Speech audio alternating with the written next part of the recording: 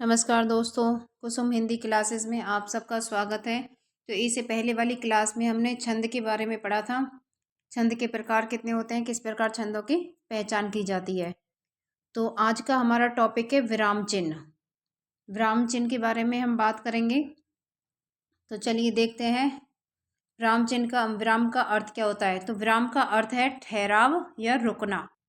जिस तरह हम काम करते समय बीच बीच में रुकते हैं और फिर आगे बढ़ते हैं, वैसे ही जो लेखन कार्य किया जाता है, जो कवि लोग होते हैं लेखन कार्य करते हैं, तो उसे लेखन में भी विराम की आवश्यकता होती है। ठीक है, तो विराम का अर्थ क्या है? ठहराव या रुकना। परिभाषा: जिस तरह हम काम करते समय बीच बीच में रुकते हैं और फिर आगे बढ़ते हैं, वैसे ही लेखन में विराम की आवश्यकता होती है। जैसे उदाहरण देखिए, मोहन पढ़ रहा है। तो ये क्या सामान्य सूचना है, सरल वाक्य है। मोहन पढ़ रहा है, तो इसमें क्या है?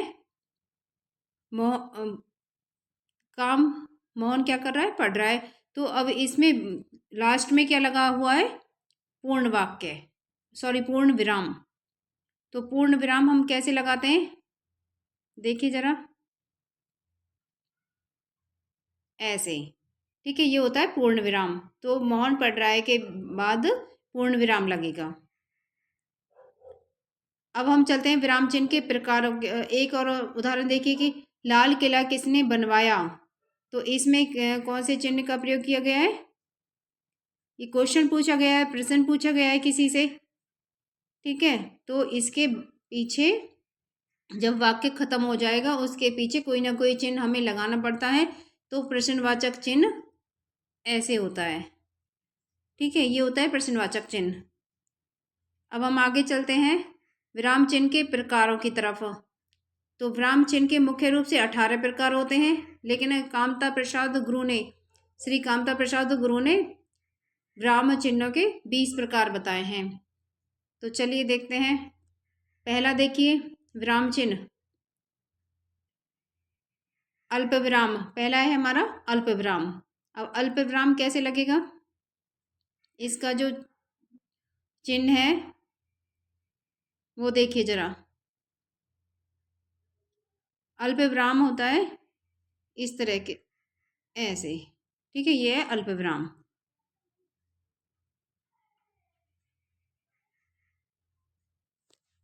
अब हम बात करेंगे अर्धविराम की। अर्धविराम क्या होता है? ठीक है, पहले हमें इनके चिन्हों को देख लेते हैं। तो अर्धविराम का है,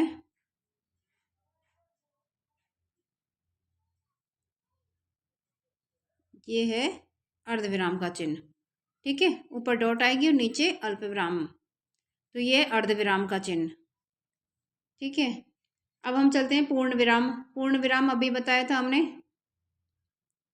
जब वाक्य पूर्ण हो जाता है तो उसके बाद हम पूर्ण विराम लगाते हैं, इस तरीके से। ये होता है पूर्ण विराम। अब प्रश्न चिन्ह। प्रश्न चिन्ह की भी बात कर ली हमने। क्वेश्चन वाचक जो चिन्ह होता है। अब है विस्मयादिबोधक चिन्ह। विस्मयादिबोधक जब कोई हर्ष या शोक या कोई ऐसी बात हो, तब हम कैसे चिन्ह का प्रयोग करेंगे। तो विस्मयादिबोधक चिन्ह देखिए किस प्रकार लगाते हैं।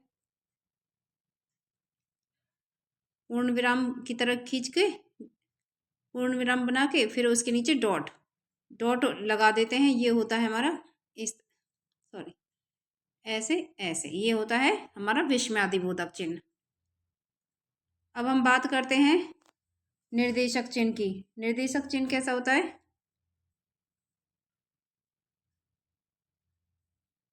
तो देखिए निर्देशक चिन्ह कैसा होता है। निर्देशक चिन्ह होता है ऐसे, ये होता है निर्देशक चिन्ह। चलिए आगे बात करते हैं हम। अगला है हमारा कोष्टक। कोष्टक चिन्ह। तो कोष्टक चिन्ह कैसा होता है हमारा? कोष्टक 3 प्रकार के होते हैं। ठीक है, जैसे एक तो हो गया ये, एक हो गया ये, और एक कुछ इस तरीके से, इस तरीके से बनता है। इस प्रकार हमारे 3 प्रकार के कोष्ठक होते हैं। अब अवतरण चिन्ह बता देते हैं, अवतरण चिन्ह कैसे लगाते हैं। तो देखिए,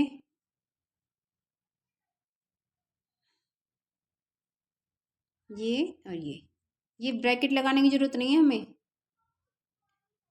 ऐसे ऐसे,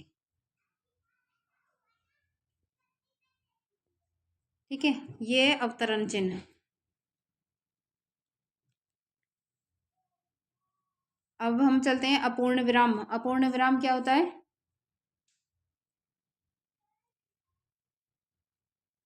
इस तरह से 2 डॉट लगाई जाती हैं अपूर्ण विराम के लिए, ठीक है।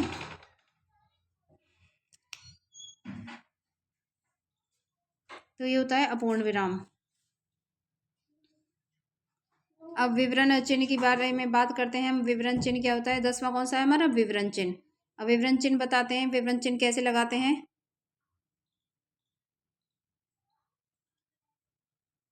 देखिए, ऐसे जब हमें कुछ विवरण करना हो तो ये होता है विवरण चिन्ह।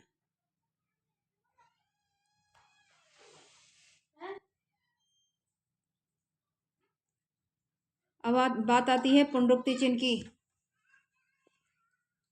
पुनरुक्ति चिन्ह क्या होता है, किस प्रकार इसकी पहचान करेंगे हम। तो देखिए, पुनरुक्ति चिन्ह हम बना के दिखाते हैं, ऐसे ऐसे।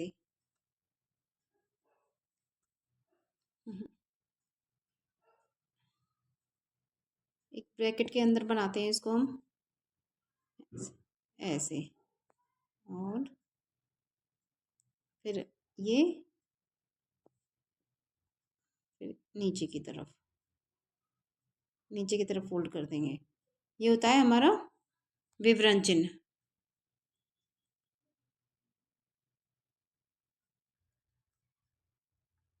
अब हम बात करते हैं किसकी? विवरण चिन्ह हो गया हमारा। अब 11वां है हमारा पुनरुक्ति चिन्ह। पुनरुक्ति चिन्ह हम कैसे देखेंगे, कैसे लगाते हैं। पुनरुक्ति चिन्ह होता है, सॉरी, अपूर्ण विराम हमारा ये होता है, ये विवरण चिन्ह होता है हमारा ये, और पुनरुक्ति चिन्ह की भी बात हो गई थी, ऐसे ऐसे ऐसे और ऐसे। ये हो गया पुनरुक्ति चिन्ह, ठीक है। अब बात करते हैं, 12वां है हमारा लाघव चिन्ह। लाघव चिन्ह कैसे बनता है, देखिए जरा। लाघव चिन्ह बनता है, या तो हम डॉट डॉट लगा देंगे, या फिर प्लस प्लस लगा देंगे, और या फिर हम क्रॉस लगा सकते हैं जब लाघव चिन्ह का यूज करेंगे। और ये कहाँ कहाँ कौन कौन से चिन्ह यूज किए जाएंगे वो हम आगे डिटेल में बताएंगे आपको, ठीक है। अभी हम सिर्फ चिन्ह देख लेते हैं। अब 13वां है हमारा त्रुटि पूरक या हंसपद। इसको हंसपद चिन्ह भी बोला जाता है, ये त्रुटि पूरक हंसपद चिन्ह। अब ये कैसे बनता है, ये इस प्रकार बनता है, ठीक है, ऐसे।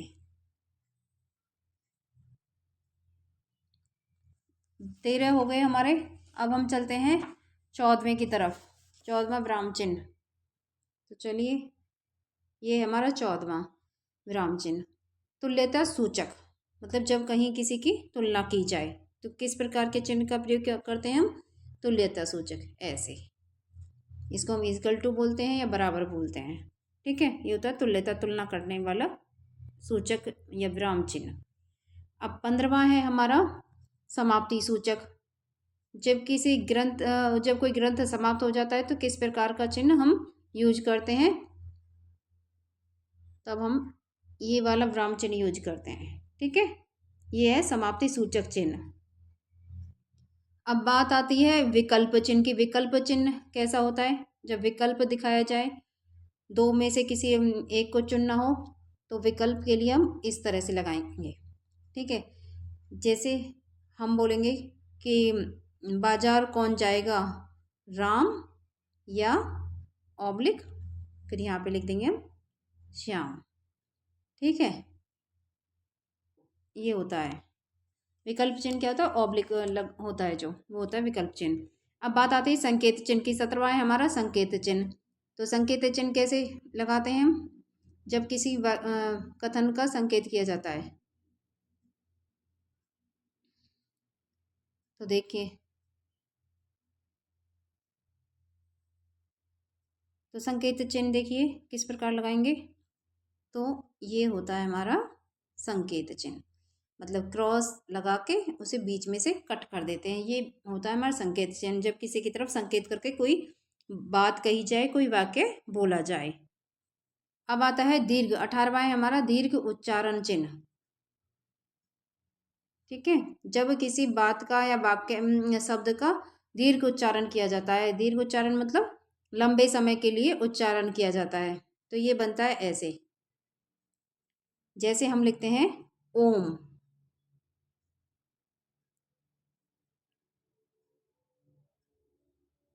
ऐसे ये बन गया हमारा ओम। ये हमारा चिन्ह ऐसे ऐसे। ठीक है, ये कौन सा चिन्ह है हमारा, दीर्घ उच्चारण चिन्ह। तो चलिए हम आगे शुरू करते हैं अपना, इनके डिटेल में अब बात करेंगे कि ये होता क्या है, कब कब यूज किया जाता है। ठीक है, जो विराम चिन्ह है, सबसे पहले आता है अल्प विराम। अल्प विराम क्या होता है, वाक्य के भीतर एक ही प्रकार के शब्दों को अलग करने में अल्प विराम का प्रयोग किया जाता है। तो वो क्या कह रहा है कि एक वाक्य है, उसके अंदर एक ही प्रकार के शब्दों को जब हम अलग करते हैं तो अल्प विराम का प्रयोग किया जाता है। तो अल्प विराम हमने बताया था, अल्प विराम कैसे बनता है, ऐसे। अब जैसे राहुल ने आम, सेब, केले खरीदे। ठीक है, जब दो तीन शब्द आ जाते हैं, उनको दिखाना हो तो हम अल्प विराम ऐसे अल्प विराम का प्रयोग करेंगे। अब बात आती है, इसमें दो तीन पॉइंट दे रखे हैं। देखिए, वाक्य के उपवाक्य को अलग करने में, जैसे वाक्य के उपवाक्य हैं जो उनको हमें अलग करना है। जैसे खाना खाया, तो खाया के बाद अल्प विराम लगा दिया। ठीक है, तो खाना खाया, पानी पिया, फिर लगा दिया। पानी पिया के बाद नहीं लगेगा। खाना खाया, अल्प विराम, पानी पिया और घूमने गए। अब आता है तीसरा पॉइंट है हमारा, समय सूचक शब्दों को अलग करने के लिए। अब समय सूचक शब्द कैसे, देखिए जरा। जैसे क्या एग्जाम्पल है, कल बुधवार। अब कल बुधवार लिख कर,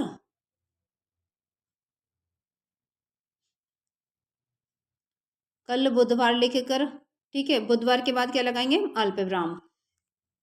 28 जनवरी से परीक्षाएं शुरू होंगी, होंगी के बाद पूर्ण विराम। ठीक है, इस तरह से ये वाक्य लिखा जाएगा। समय सूचक जो शब्द हैं उनको दिखाने के लिए इस प्रकार अल्प विराम का प्रयोग करते हैं। अब बात आती है अर्धविराम की। जब एक ही प्रधान उपवाक्य पर अनेक आश्रित उपवाक्य हों। एग्जाम्पल देखिए, सुबह हुई, और क्या है एग्जाम्पल हमारा, सुबह हुई। सुबह हुई के बाद हमने अर्धविराम लगा दिया, ये है अर्धविराम का चिन्ह। ठीक है, फिर सुबह हुई, अर्धविराम, अंधेरा दूर हुआ, फिर अर्धविराम लगा दिया हमने। पक्षी चहचहाने लगे, ठीक है, चहचहाने लगे और हम घूमने निकले, तो निकले के बाद पूर्ण विराम आ जाएगा। अब बात आती है पूर्ण विराम की। पूर्ण विराम क्या होता है, तो साधारण मिश्र और संयुक्त वाक्य की समाप्ति पर। साधारण मतलब सरल वाक्य, मिश्र वाक्य और संयुक्त वाक्य की समाप्ति पर। जैसे यदि रोहन पढ़ता तो अवश्य सफल होता। तो रोहन पढ़ता के बाद क्या लगाया है? रोहन पढ़ता के बाद हम अल्प विराम लगाएंगे और उसके बाद अगर यदि रोहन पढ़ता अल्प विराम तो अवश्य सफल होता है, सफल होता। तो होता के बाद क्या लगा देंगे हम? पूर्ण विराम। अब बात आती है प्रश्नसूचक चिन्ह की। प्रश्नसूचक चिन्ह वाक्यों के अंत में लगाया जाता है। जैसे एग्जाम्पल देखिए, जब हम किसी से कोई क्वेश्चन पूछते हैं तब इस प्रश्नवाचक या प्रश्नसूचक चिन्ह का प्रयोग करते हैं। तो जैसे आप कहाँ रहते हो, तो आप कहाँ रहते हो वाक्य लिख के और फिर उसके नीचे प्रश्नवाचक चिन्ह, प्रश्नसूचक चिन्ह हम लगा देते हैं। अब इसकी ट्रिक क्या है? कब, कहाँ, कौन, क्या, ये शब्द वाक्य में आएंगे तो वह हमारा प्रश्नसूचक, वहां पर हम क्या करेंगे? प्रश्नसूचक चिन्ह का प्रयोग करेंगे लास्ट में। अब बात आती है विस्मयादिबोधक चिन्ह की। विस्मयादिबोधक चिन्ह क्या होता है और किस तरह इसको यूज किया जाता है? तो हर्ष, शोक, घृणा, भय, आश्चर्य आदि भावों के सूचक शब्दों में कौन कौन से?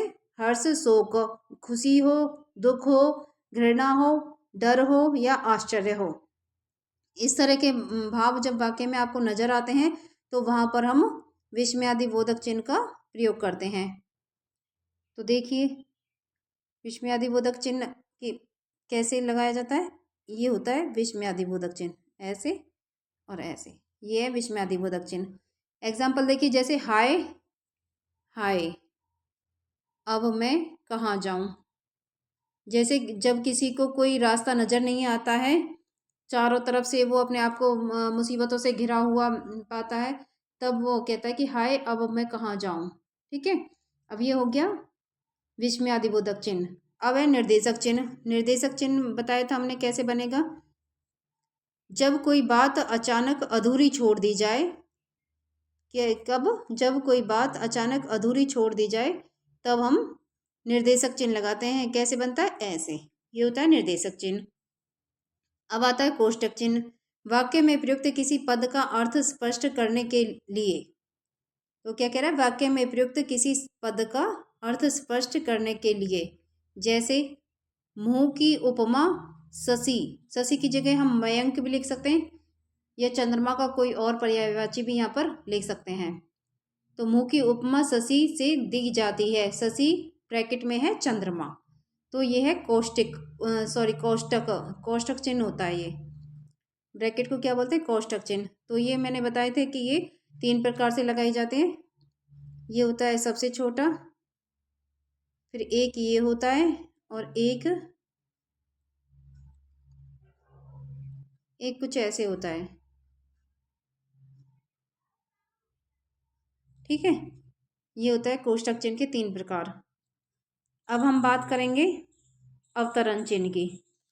अवतरण चिन्ह क्या होता है, किस प्रकार लगाया जाता है?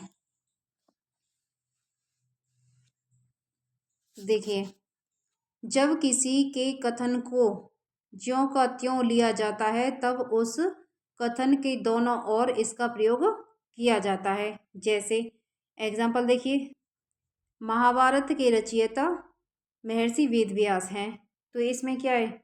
महाभारत इम्पोर्टेंट है, तो मेन चीज़ क्या है? महाभारत। जो मेन चीज़ होती है उस पर हम क्या लगाएंगे? अवतरण चिन्ह। तो ऐसे महाभारत लिखकर और फिर इससे ऐसे और ऐसे। ठीक है, ये हो गया हमारा अवतरण चिन्ह। अब बात आती है विवरण चिन्ह की, अपूर्ण विराम की। अपूर्ण विराम कब लगाया जाता है? समानाधिकरण उपवाक्यों के बीच में जब कोई संयोजक चिन्ह ना हो। तो वो क्या कह रहा है? समानाधिकरण उपवाक्यों के बीच में जब कोई संयोजक मतलब उसे जोड़ने वाला चिन्ह ना हो तब हम किसका प्रयोग करेंगे? अपूर्ण विराम का। तो अपूर्ण विराम कैसे लगाते हैं? ये 2 डॉट लगा देते हैं हम। ठीक है, ये है पूर्ण विराम। अब बात करते हैं विवरण चिन्ह क्या होता है। जैसे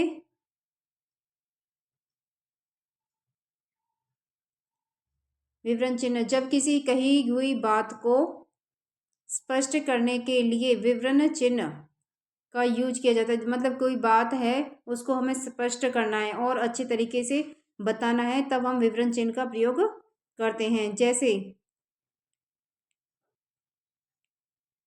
निम्न शब्दों की व्याख्या कीजिए। अब विवरण चिन्ह लगाएंगे हम इसके बाद।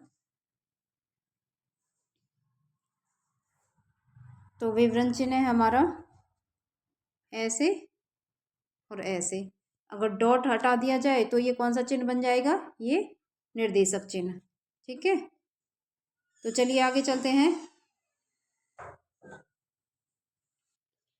तो चलिए अब हम चलते हैं, विवरण चिन्ह की बात कर ली हमने, अब आता है पुनरुक्ति चिन्ह। पुनरुक्ति चिन्ह क्या होता है?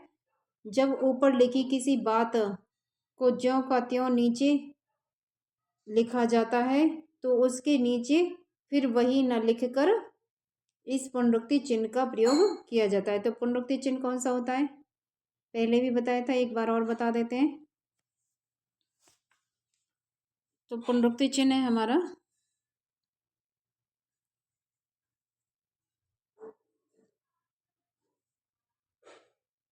ऐसे, पुनरुक्ति चिन्ह लगाते हैं ना, ऐसे ऐसे और फिर ऐसे ऐसे, ये हो गया पुनरुक्ति चिन्ह। एक बार नीचे से करना है, मोल्ड फोल्ड करना है ऐसे, एक बार ऊपर से, ये हो गया हमारा पुनरुक्ति चिन्ह। ठीक है, अब बात आती है 12वां है हमारा लाघव चिन्ह। लाघव चिन्ह का यूज कब किया जाता है? जब लिखते समय लेखक कुछ भाग छोड़ देता है तो उस छोड़े हुए भाग के स्थान पर लाघव चिन्ह या संक्षेप सूचक चिन्ह का प्रयोग किया जाता है। तो ये किस प्रकार लगाते हैं लाघव चिन्ह? ये या तो ऐसे कर दो, या फिर क्रॉस लगा दो, या फिर प्लस लगा दो। ये 3 तरीके से होता है। ठीक है, ये होता है लाघव चिन्ह। लाघव चिन्ह या फिर संक्षेप सूचक चिन्ह भी इसको बोल सकते हैं। अब बात आती है हंसपद चिन्ह क्या होता है। अब हंसपद चिन्ह लिखते समय यदि कुछ रह जाता है, कुछ भाग या कुछ शब्द, कई बार होता है कि जब हम कुछ लिख रहे होते हैं तो हमें कोई कोई शब्द याद नहीं आता है, तो उसकी जगह पर हम क्या कौन से चिन्ह का यूज कर सकते हैं? हंसपद चिन्ह का हम यूज कर सकते हैं। जैसे उसे कल जाना है आगरा, अब उसे आज जाना है। उसने कल की तो बात कर ली, लेकिन उसे आज कहाँ जाना है वो नहीं पता, तो उसकी जगह हम हंसपद चिन्ह का प्रयोग करेंगे। ऐसे हम लगा सकते हैं। अब बात आती है, अब हंसपद चिन्ह की बात कर ली हमने। अब 14वां है हमारा तुल्यता सूचक। किसी शब्द का समान अर्थ बताने के लिए इस चिन्ह का प्रयोग किया जाता है। कब किया जाता है? किसी शब्द का समान अर्थ बताने के लिए तुल्यता सूचक चिन्ह का प्रयोग किया जाता है। तो ये कैसे बनता है देखिए, सबसे आसान है ये ऐसे। ठीक है, ये तुल्यता सूचक चिन्ह। अब आते हैं हम समाप्ति सूचक चिन्ह की तरफ। जब किसी ग्रंथ की समाप्ति पर, कब लगाया जाता है ये? किसी ग्रंथ की समाप्ति पर, कोई ग्रंथ कोई लेखक लिख रहा है और वो खत्म हो जाए, समाप्त हो जाए, तब समाप्ति सूचक चिन्ह लगाया जाता है। तो ये कैसे लगता है देखिए, ऐसे और इस तरह से, ये होता है समाप्ति सूचक चिन्ह।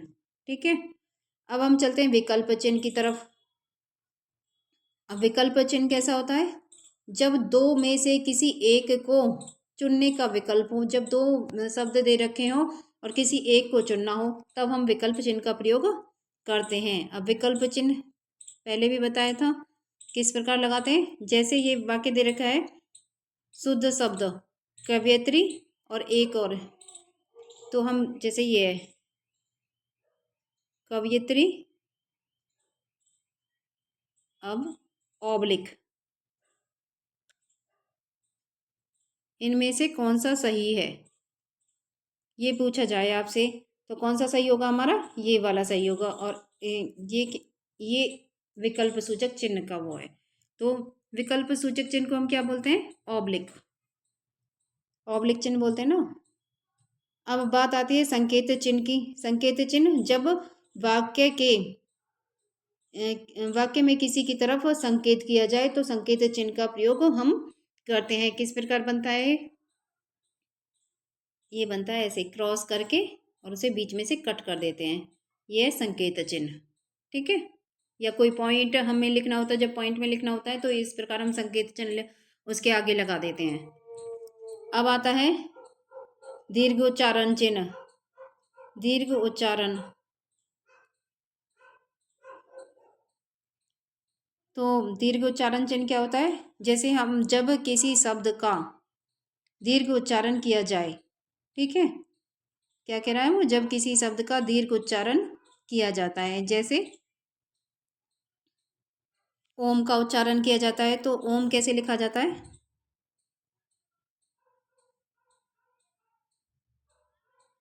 ऐसे, ये है ओम। तो दीर्घ उच्चारण का चिन्ह क्या है हमारा, ये। ठीक है, अब हम आगे चलते हैं, दो और एक्स्ट्रा बताएं। संक्षेपण चिन्ह, इसे लाघव चिन्ह भी कहते हैं, किसी बड़े शब्द को संक्षिप्त रूप में लिखने के लिए। ठीक है, लाघव चिन्ह भी बोलते हैं और किसी बड़े शब्द को संक्षिप्त रूप में लिखने के लिए। तो कैसे लिखा जाता है, जैसे इसमें लिखा है डॉक्टर रवि, अब इसको संक्षिप्त रूप में हम कैसे लिखेंगे, ऐसे, ये है हमारा डॉक्टर रवि। अब इसको हम संक्षेप रूप में कैसे लिखेंगे, छोटे रूप में, ऐसे, ये हो गया संक्षेप रूप इसका। ठीक है, समझ में आया। अब हम चलते हैं संबोधन चिन्ह क्या होता है, जब किसी को पुकारा या बुलाया जाए तो वो होता है संबोधन चिन्ह। तो ये कैसे लगता है,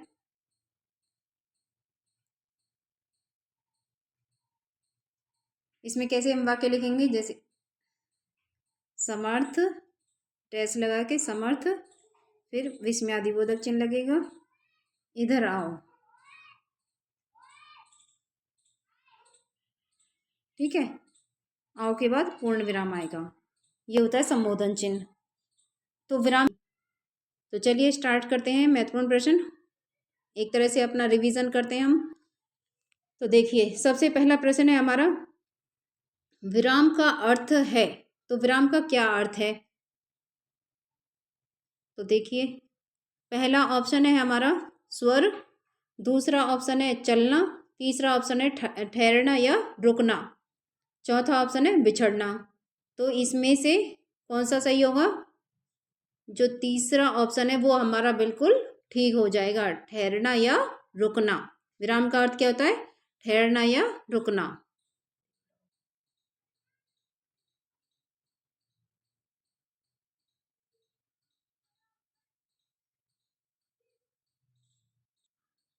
एक बार क्वेश्चन है जो दोबारा देख लीजिए, पहले क्वेश्चन हमने कराया था विराम का अर्थ क्या है, विराम का अर्थ पूछा था कि विराम का क्या अर्थ है। पहला ऑप्शन है स्वर, दूसरा ऑप्शन है चलना, तीसरा ऑप्शन है ठहरना या रुकना, और चौथा ऑप्शन क्या है हमारा, बिछड़ना। तो इसमें से तीसरा ऑप्शन है ठहरना या रुकना हमारा बिल्कुल ठीक हो जाएगा। अब हम चलते हैं दूसरे क्वेश्चन की तरफ। दूसरा क्वेश्चन क्या था, जहां वाक्य की गति अंतिम रूप ले ले, वाक्य समाप्त हो जाए, वहां किस चिन्ह का प्रयोग किया जाता है।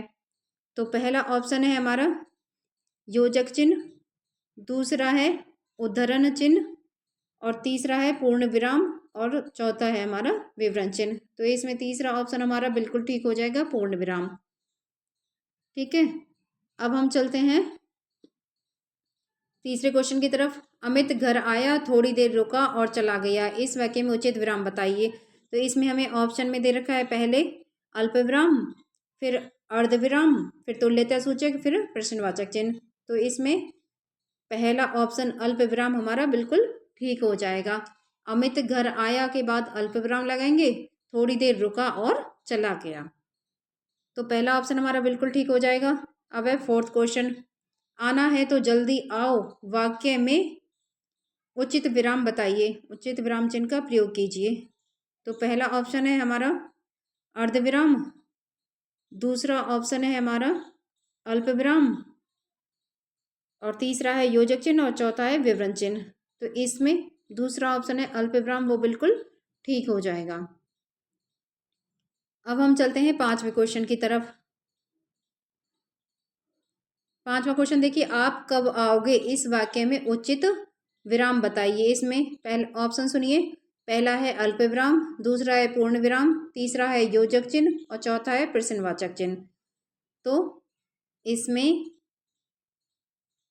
इसका कौन सा ऑप्शन ठीक हो जाएगा बताइए, ये तो आप बता दोगे। तो इसका चौथा जो ऑप्शन है प्रश्नवाचक चिन्ह, वो बिल्कुल ठीक हो जाएगा। अब हम आगे चलते हैं 6ठे क्वेश्चन की तरफ।